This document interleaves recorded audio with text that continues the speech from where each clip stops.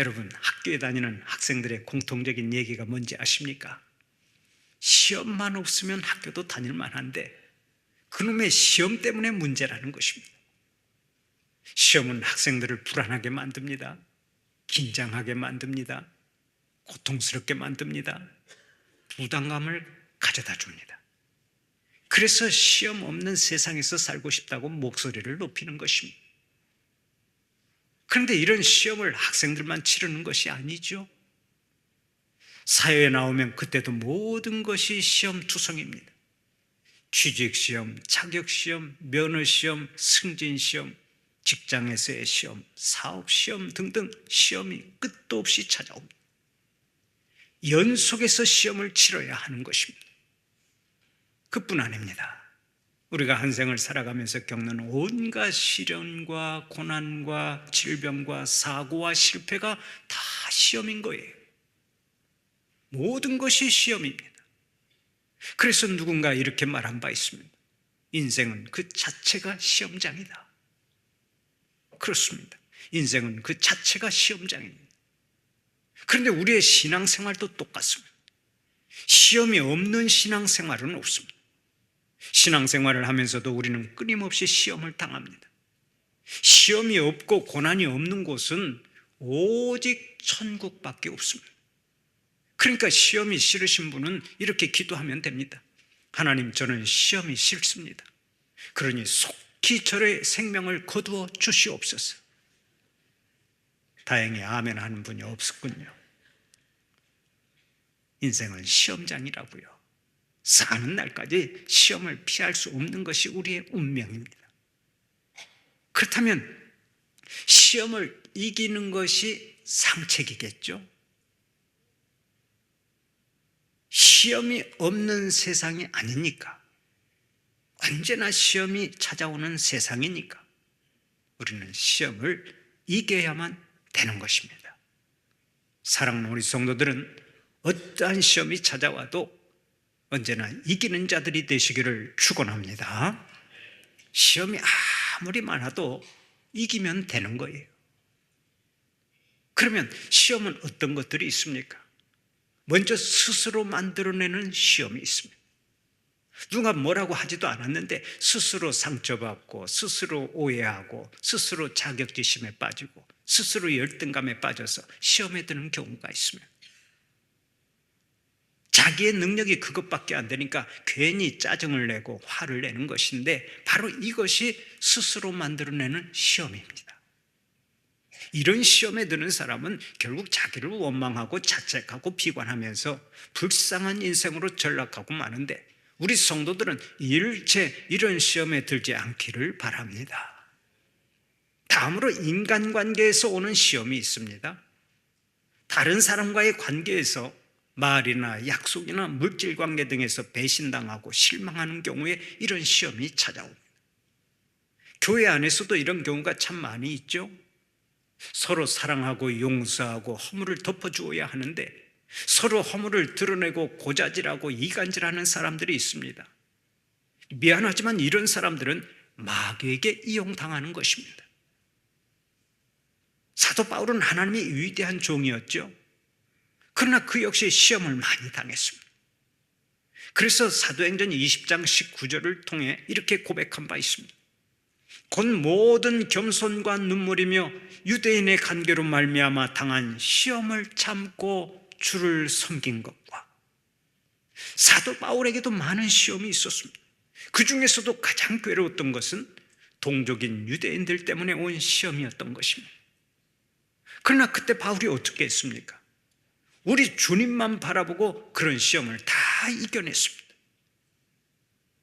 이 세상에 누가 뭐라고 하든 주님만 바라보면 승리하게 되는 줄 믿으시기 바랍니다. 사람들이 다 나를 외면하고 무시한다 할지라도 나를 인정하고 사랑하시는 주님을 바라보면 주님께서 나의 손을 들어주시는 것입니다. 또 시험은 마귀가 주는 시험이 있습니다. 우리가 아는 대로 아담과 하와가 이 시험을 받았습니다. 세상에서 가장 살기 좋았던 에덴 동산에서도 아담과 하와는 마귀의 시험을 받았습니다. 그런가 하면 동방의 의인이라 일컫는 욥도 시험을 받았습니다. 하나님의 선한 사람 요셉도 애굽의 총리가 되기까지 수도 없이 많은 시험을 받았습니다. 마귀는 하나님을 잘 믿는 사람이나 그렇지 않은 사람이나 할 것 없이 무차별로 시험을 하는 것입니다. 마귀가 주는 이 시험은 우리들로 하여금 죄를 짓게 만들고 타락하게 만들어서 하나님을 떠나게 하는 것이 목적입니다. 그래서 이 시험을 영어로는 temptation, 유혹으로 번역하고 있습니다. 마귀는 우리를 유혹해서 죄를 짓게 하고 넘어지게 하고 멸망시키려고 시험을 하는데, 이 시험을 예수님도 받았습니다. 예수님이 광야에서 40일 금식 기도한 후에 이 시험을 받으시지 않았습니까? 마귀는 우리를 멸망시키려고 자꾸 유혹하고 시험을 하는 것입니다. 그런데 이 시험의 실체를 알고 있으니까 우리는 염려할 것이 없습니다.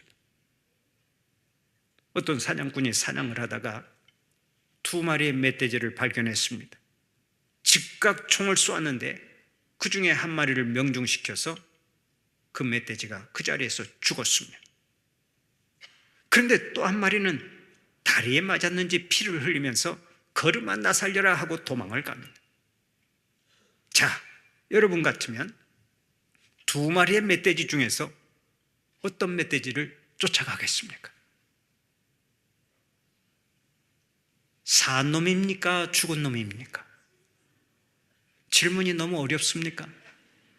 멧돼지 2마리를 총으로 쏴서 1마리는 죽었고요. 그래서 움직이지도 않고 있고요. 1마리는 빗 맞아가지고 다리를 쩔뚝이면서 도망을 갑니다. 그러면 어떤 멧돼지를 쫓아가야 하느냐 하는 말씀입니다. 당연히 산 놈을 쫓아가서 잡아야지요.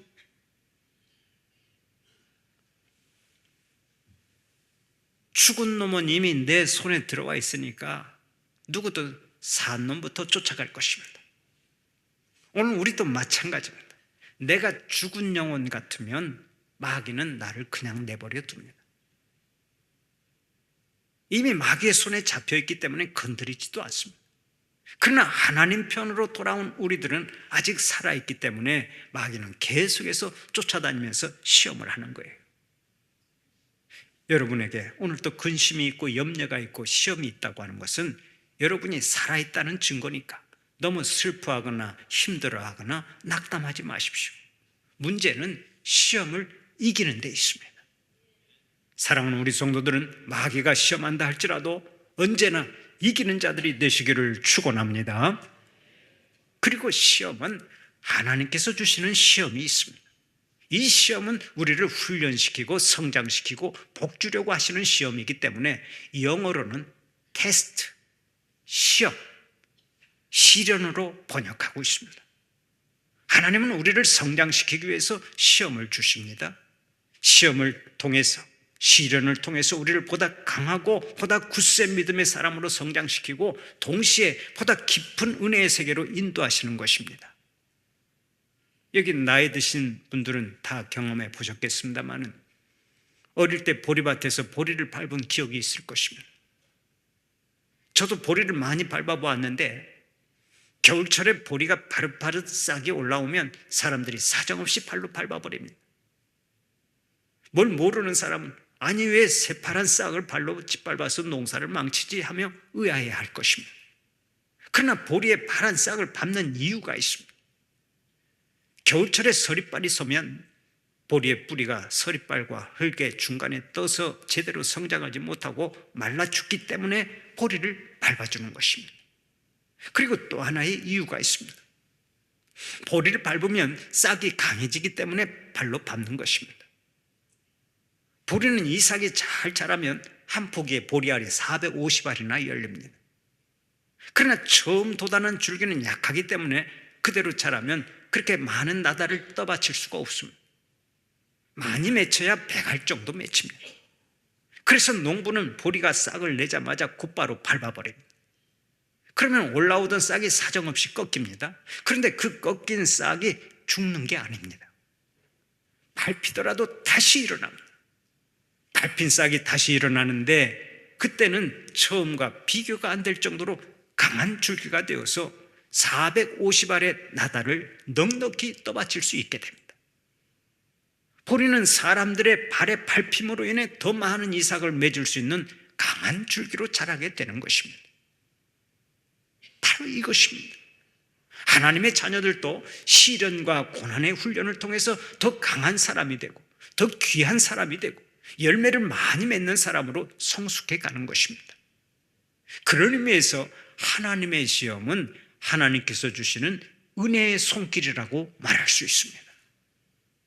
이렇게 시험은 여러 가지가 있습니다만 결론적으로 말씀을 드리면 그 어떤 시험도 이기면 되는 것입니다. 시험이 인간관계에서 오는 시험이든 마귀에게서 오는 시험이든 하나님께서 주시는 시험이든 시험은 무조건 이기는 자들이 되시기를 축원합니다. 오늘의 본문은 우리가 시험 당할 때 감당할 수 있도록 도우시는 하나님의 약속을 증언하고 있습니다. 우리가 시험을 당할 때 하나님은 우리가 넉넉히 이길 수 있도록 항상 섭리하신다는 것입니다. 오늘은 늘 시험 앞에서 사는 우리에게 하나님께서 어떤 말씀을 주시는지를 살펴보고 함께 은혜를 나누고자 합니다. 시험 많은 세상을 사는 우리에게 하나님께서 주시는 말씀이 무엇입니까? 첫째로 우리가 당하는 모든 시험은 사람들이 감당했던 시험이라는 것입니다. 오늘의 본문 13절을 보면 이렇게 말씀하지요. 사람이 감당할 시험밖에는 너희가 당한 것이 없나니 오직 하나님은 미쁘사 너희가 감당하지 못할 시험당함을 허락하지 아니하시고 시험당할 즈음에 또한 피할 길을 내사 너희로 능히 감당하게 하시느니라. 여기서 앞에 있는 말씀을 보면 사람이 감당할 시험밖에는 너희에게 당한 것이 없나니라고 했습니다. 이 말씀의 원문을 있는 그대로 옮겨보면 이렇게 번역이 됩니다. 사람들이 보편적으로 당하는 시험이 아닌 특별한 시험은 너희에게 임하지 않느니라. 우리가 당하는 시험은 모든 사람들이 흔히 당하는 시험이고 사람들이 다 겪는 시험이라는 것입니다. 그래서 영어 성경에는 common, 공통의 일반적인이라고 하는 단어를 사용하고 있습니다. 킹 제임스 성경을 보면 such as is common to man 이라고 번역이 되어 있어서 우리가 당하는 시험은 사람들이 흔히 겪는 공통의 시험이라는 것입니다. 많은 젊은이들이 연애를 하다가 실연이라도 당하면 훌쩍훌쩍 울면서 하는 얘기가 있습니다. 나의 이 아픈 마음은 이 세상 사람 그 누구도 모를 거야.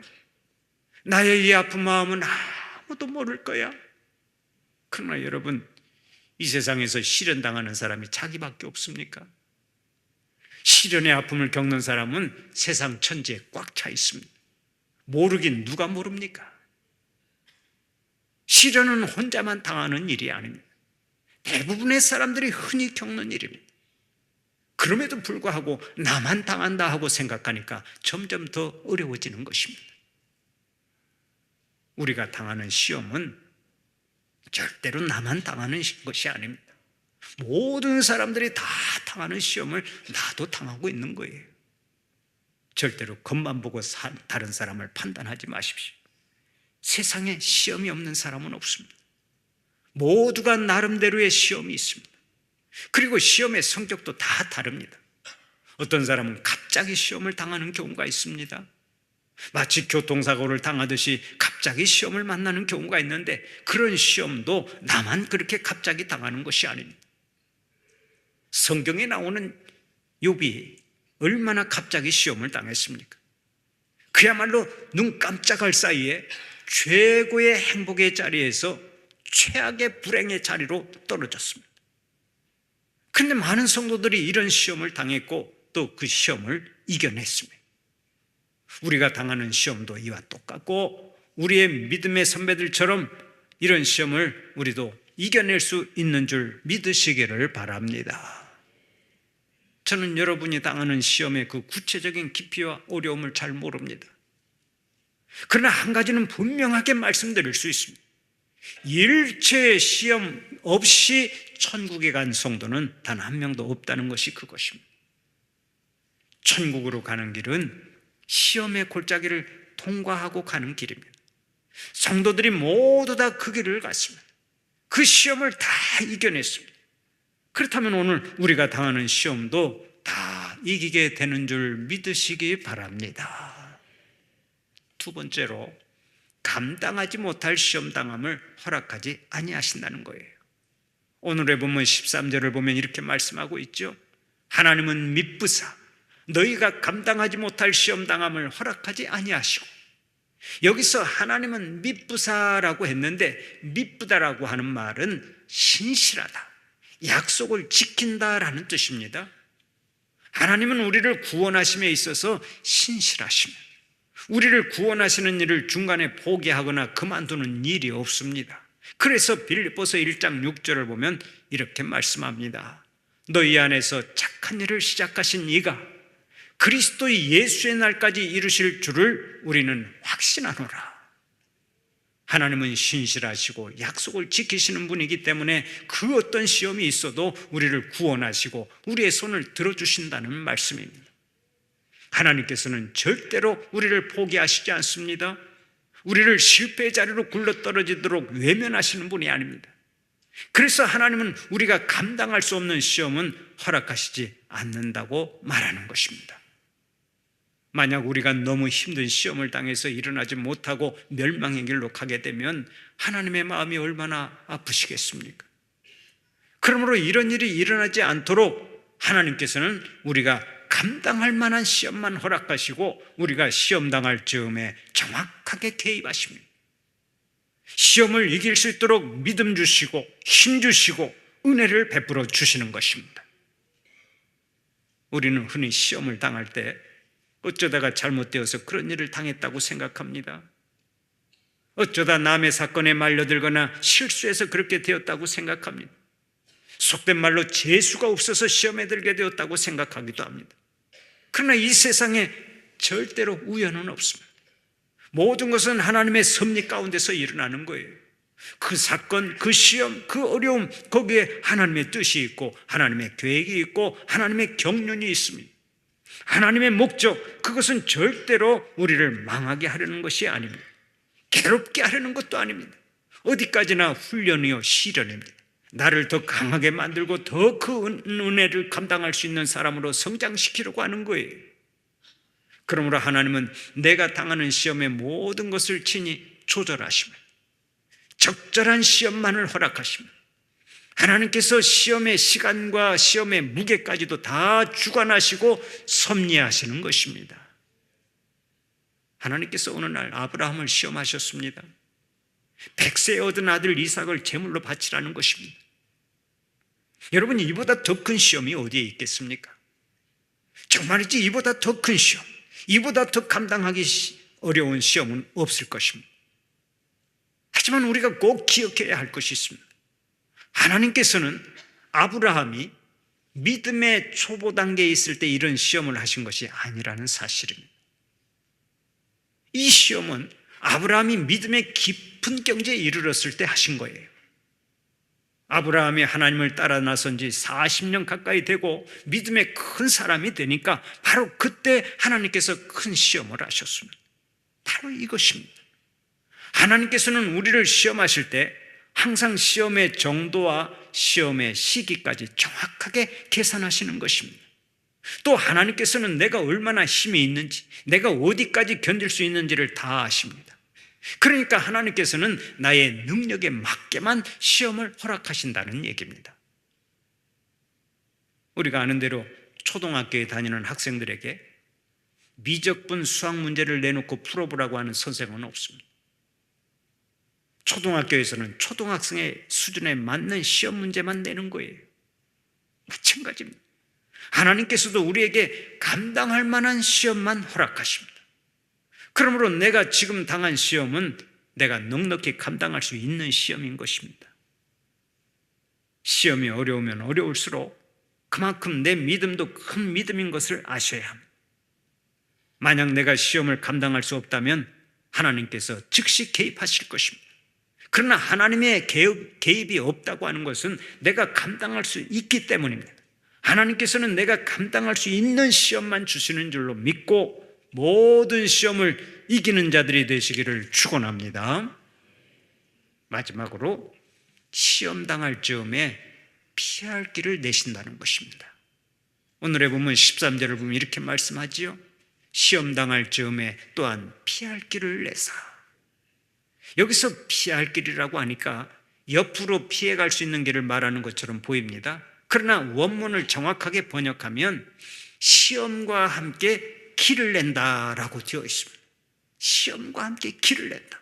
그러니까 하나님께서는 내가 시험을 피해가게 하는 것이 아니라 시험 한가운데를 통과할 수 있는 길을 내주신다는 거예요.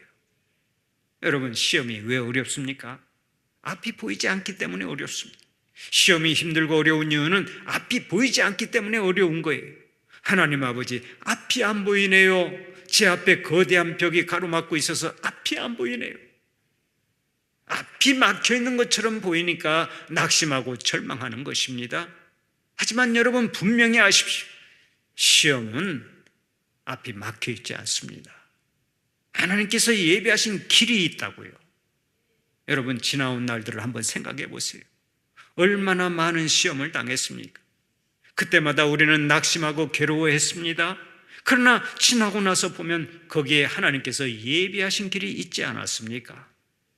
만약 길이 없었다면 우리는 여기까지 오지도 못했을 거예요. 진즉 우리의 인생이 끝났을 거라고요. 그러나 길이 있었습니다. 하나님께서 예비하신 길이 있었다고요. 지금 여러분이 당하는 시험도 마찬가지입니다. 여러분 앞에는 하나님께서 예비하신 길이 있습니다. 지금은 보이지 않지만 머지않아 보이게 될 것입니다. 그러므로 시험 앞에서 절대 낙심하면 안 됩니다. 낙심 대신에 하나님의 손을 붙잡는 믿음만 가지면 거기서 인생 대역사가 일어나는 줄 믿으시기 바랍니다. 우리가 아는 대로 파도가 없는 바다는 없습니다. 아무리 잔잔한 바다라도 반드시 파도가 일렁이게 되어 있습니다. 그런데 이는 우리 인생도 마찬가지입니다. 파도가 없는 인생은 단 한 명도 없습니다. 그런데 우리가 꼭 기억해야 할 것이 있습니다.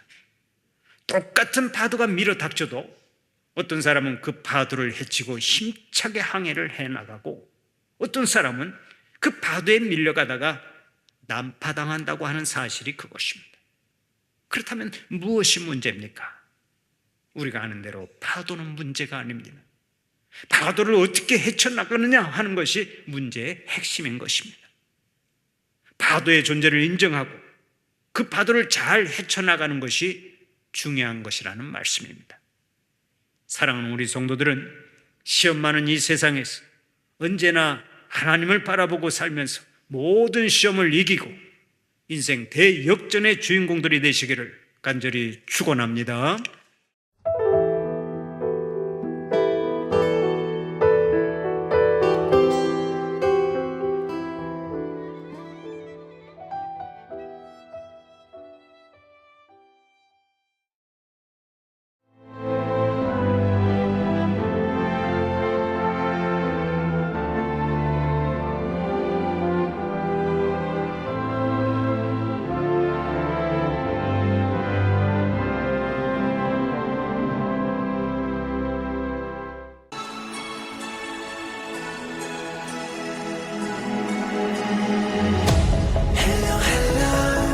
Can you hear me as I scream?